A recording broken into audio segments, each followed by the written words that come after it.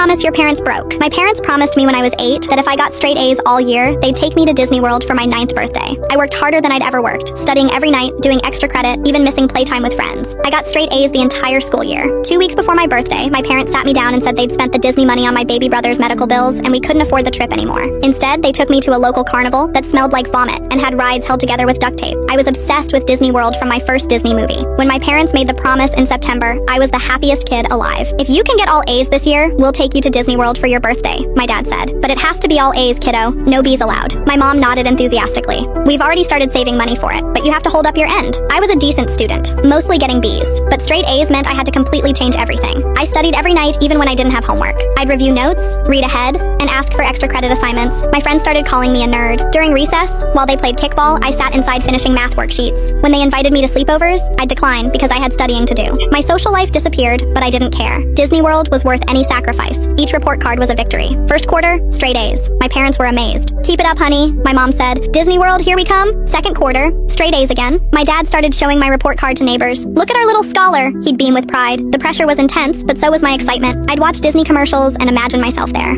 I started making lists of rides I wanted to go on. My room was covered with Disney pictures I'd printed from the library computer. Fourth quarter came, and I was exhausted, but determined. When the final report card came in June, I raced to see my grades. Straight A's. I'd done it. I ran home screaming, I did it! I got all A's! We're going to Disney World! My parents seemed happy, but oddly subdued. That's wonderful, honey, my mom said, but she didn't seem nearly as excited as I expected. My birthday was 2 weeks away. I started counting down the days, talking about nothing but Disney World. Then came the devastating conversation. My parents called me into the living room with serious expressions. Sweetheart, we need to talk about your birthday trip, my dad said. When are we leaving for Disney? I asked eagerly. My mom's eyes filled with tears. Your baby brothers had health problems. The doctor bills were expensive and we had to use the Disney money for his treatment. It felt like I'd been punched in the stomach. What do you mean? We can't afford Disney World right now, my dad said. But we're taking you somewhere special. A traveling carnival's coming to town. I started crying, sobbing that makes your whole body shake. All that work, all those sacrifices, gone. You promised, I whispered through tears. You said if I got straight A's, we'd go. I did everything. We know, sweetheart, and we're so sorry, my mom said. Sometimes adult responsibilities have to come first. But you promised, I screamed. I gave up everything.